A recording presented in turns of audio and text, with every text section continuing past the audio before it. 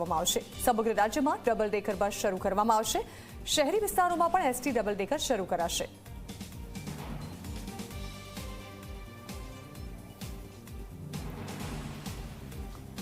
તો નવા 2000 જેટલા રૂટ પણ હવે શરૂ કરવામાં આવનાર છે। બસોના 2000 જેટલા નવા રૂટ શરૂ કરાતા લોકોને મુસાફરી કરવામાં વધુ સરળતા રહેશે।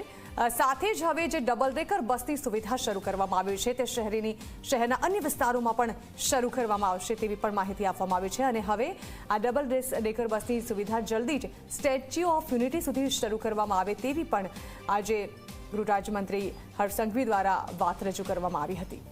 અને સાથે જ ભરતી પ્રક્રિયાને લઈને પણ માહિતી આપવામાં આવી, જેમાં ડ્રાઈવર, કંડક્ટર અને મિકેનિકની 11,000 કરતાં પણ વધુ સંખ્યામાં ભરતી કરવામાં આવશે તેવી માહિતી આપવામાં આવી।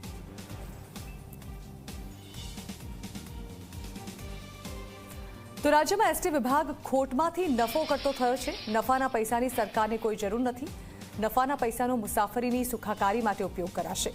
વાહન વ્યવહાર મંત્રી હર્ષ સંઘવીએ ગૃહમાં અંગે માહિતી આપી। તમામ એસટી બસમાં 3 મહિનામાં QR મશીનથી ટિકિટ ખરીદી શકાશે। અત્યારે 27 લાખ લોકો એસટી બસનો ઉપયોગ કરે છે।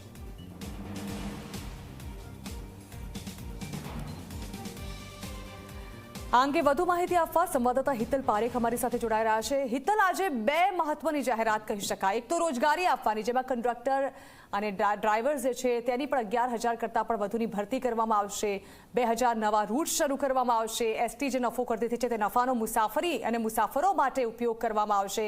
Double decker bus statue of unity સુધી જશે તેની પણ શરૂઆત કરવામાં આવશે। તમામ જાહેરાતો આજે કરવામાં આવી। જાણવા માંગીશું, વાહન વ્યવહાર મંત્રી હર્ષ સંઘવીએ શું કહ્યું આજે?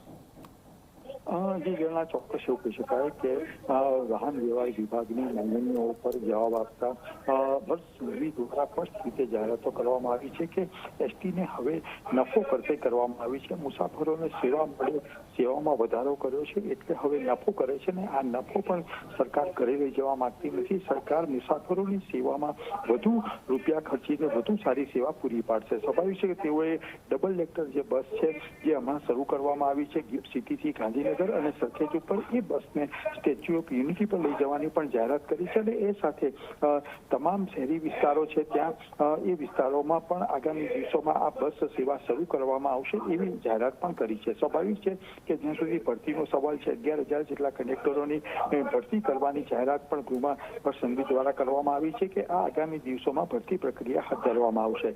આ ઉપરાંત 500 નવી બસો 5 જ દિવસમાં, આગામી 5 દિવસમાં આપવામાં આવશે। અને ધારાસભ્યો માટે પણ સ્પષ્ટ જાહેરાત કરવામાં આવી છે કે ધારાસભ્ય માંગે એ 2 રૂટ પર બસ દોડાવવામાં આવશે, પણ જો એમાં મુસાફર નહીં મળે તો 60 દિવસમાં એ બસને બંધ કરવામાં આવશે। આવી અનેક જાહેરાતો આજે વાહન વ્યવહાર વિભાગની માંગણીઓ ઉપરનો જવાબ આપતા હર્ષ સંઘવી દ્વારા કરવામાં આવી છે। જી જણાવો। જી બિલકુલ, આભાર હિતલ।